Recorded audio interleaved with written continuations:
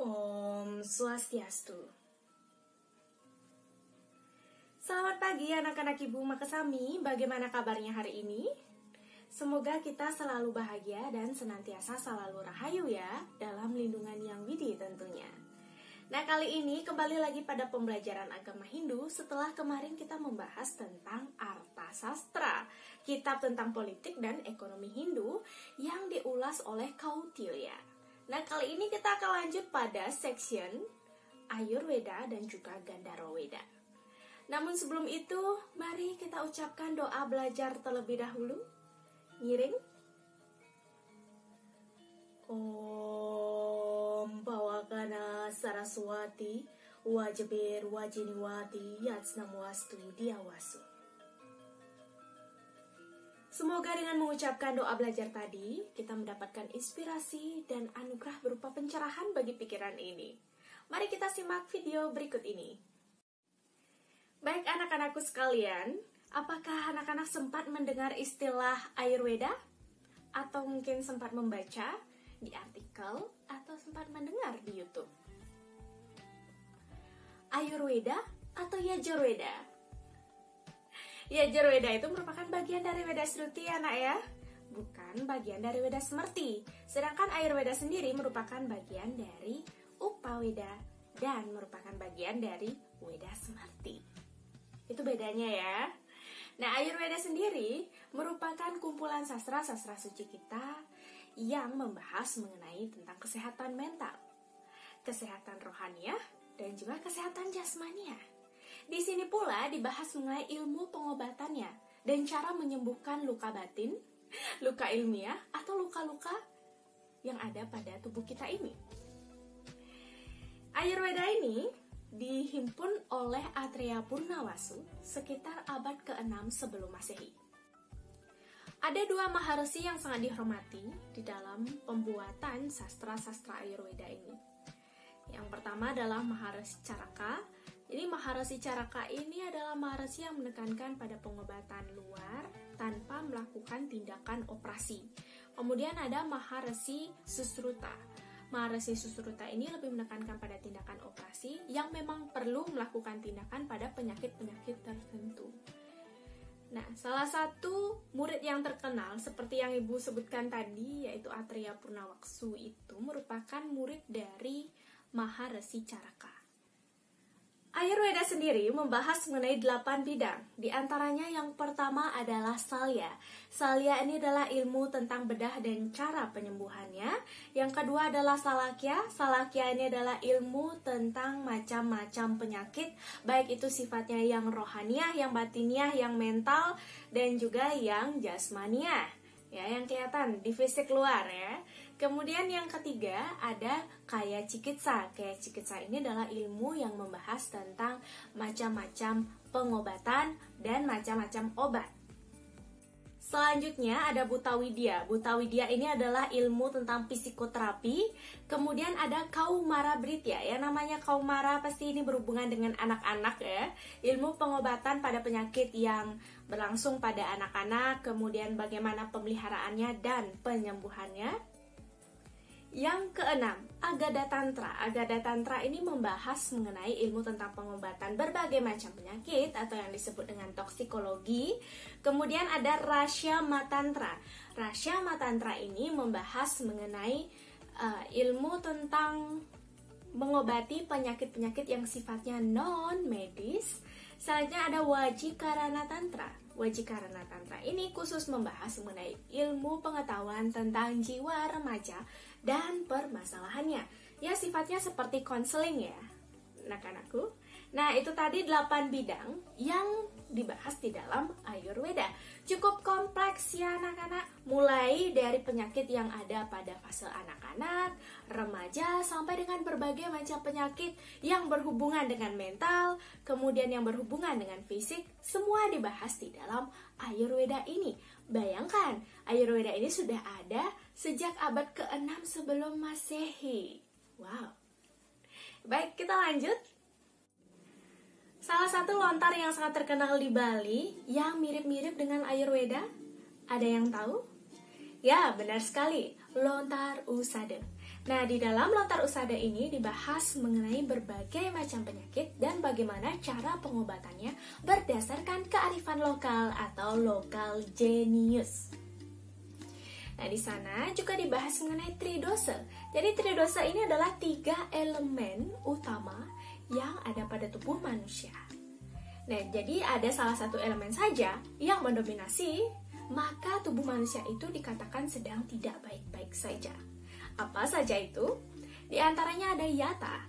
Yata ini adalah unsur angin, kemudian ada pita. Pita ini adalah unsur api, dan kapha, unsur air. Angin, api, air.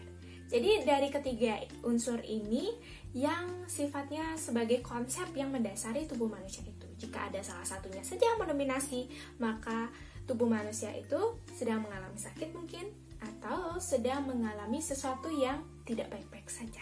Begitu menurutnya lontar usada. Nah, itu tadi tentang lontar usada. Selanjutnya adalah kutipan dari salah satu sastra dari Ayurveda, yaitu Cakra Samhita. Menurut Caraka Samhita yang dihimpun oleh Maharshi Caraka, bahwa untuk mencapai sehat, maka tubuh manusia harus memahami keseimbangan antara beberapa unsur. Di antaranya ada dosa. Dosa ini adalah elemen api, angin, dan juga air. Kemudian ada agni, ada datu. Datu ini adalah 7 jaringan yang ada pada tubuh manusia. Salah satunya misalnya tulang, kemudian otot, darah. Ya ada 7 atau sabta datu, itu bisa dicek di Google ya anak-anakku. Kemudian ada sistem ekskresi atau mala, sistem pembuangan. Selanjutnya ada bagaimana perasaan bahagia yang dialami oleh indria, atma, dan juga mana. Jadi artinya di sini bagaimana ketika tubuh manusia itu disebut sehat, ketika ia bisa menyeimbangkan antara jiwa, pikiran, manahnya dia, kemudian bisa menyeimbangkan kesehatan fisik. Jadi ada 3 unsur di sini, mental, spiritual, dan juga fisikal. Jadi ketika ketiga ini sudah berada pada titik equilibrium atau titik keseimbangan, maka manusia itu disebut dengan swastia. Tercapailah kesehatan itu. Gandharva Veda. Gandharva Veda di sini adalah kitab yang membahas tentang ilmu kesenian, baik itu seni musik, seni suara, seni tari, teatrikal, seni drama, nah, semua dibahas di dalam Gandharva Veda. Ini sangat erat kaitannya dengan Samaveda. Seperti yang kita ketahui, Samaveda yang merupakan bagian dari Weda Sruti berisi tentang nyanyian pujian kepada para dewa, yang nyanyian pujian ini dilantunkan dengan sangat indah. Ya, kalau misalnya sangat indah, berarti ini sangat berhubungan dengan unsur seni ya. Siapa di sini anak-anakku sekalian sangat berminat dan memiliki passion pada seni? Ada seni musik, seni tari, atau mungkin seni drama? Ada? Ya pasti ada ya di antara anak-anakku sekalian. Nah, salah satu penulis dari Gandharva Veda, ya, jadi Gandharva Veda ini merupakan kumpulan sastra sama seperti Ayurveda. Jadi salah satu penulisnya itu bernama Bharata. Bharata ini menulis salah satu aspek dari Ayurveda, yaitu Natya Sastra. Natya itu artinya tari-tarian. Jadi Natya Sastra ini khusus membahas mengenai sastra-sastra mengenai seni musik dan juga seni tari. Nah, kita mengenal salah satu dewa kita, yaitu Dewa Siwa, yang juga memiliki unsur kesenian dan menjalankan aspek kesenian itu sendiri. Nah, salah satu tarian yang terkenal dari tariannya Dewa Siwa apa? Ya, Siwa Nata Raja. Nah, itu just for your information saja. Next. Ada pula kutipan dari Natya Sastra yang memberikan inspirasi bagi kita bersama. Seni dan musik adalah spiritual. Seni dan musik merupakan jalan untuk membimbing seseorang untuk berkonsentrasi pada sebuah karya, berkonsentrasi pada seni dan musik itu sendiri, dan memberikan pembebasan bagi dirinya, baik itu jiwatman dan atmannya.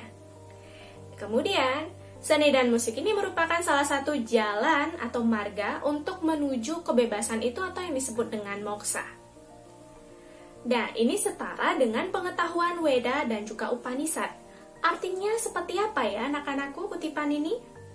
Ya, seni dan musik membuat manusia itu merasakan kebebasan untuk berimajinasi, kemudian untuk berkreativitas, untuk berinovasi dalam sebuah karya. Nah, karya-karya ini sendiri merupakan hasil dari konsentrasinya selama dalam pembuatan karya seni itu. Baik itu berupa seni tari, seni musik, seni suara, dan seni-seni lainnya ya, seni dramatikal mungkin. Nah, itu merupakan bagian dari cara melatih konsentrasi dan membebaskan diri untuk berkarya. Jadi ini seakan-akan setara dengan pengetahuan Weda dan Upanishad. Maka dari itu, anak-anakku sekalian yang passion sekali pada seni, ya bisa menjadikan inspirasi ya kutipan dari Natya Sastra ini, karena seni dan musik merupakan salah satu pembebasan bagi diri. Nah, itu tadi cerita, deskripsi dari Ayurveda dan juga Gandhara Weda. Semoga menginspirasi kita bersama ya anak-anakku sekalian. Dan silahkan ikuti pengumuman yang ada di Classroom. Dan jangan sampai lupa ikuti petunjuk-petunjuk yang ada di sana. Dan untuk kali ini, Ibu akhiri dengan Parama Santi sebagai salam damai. Om Santi Santi Santi Om. Suksema.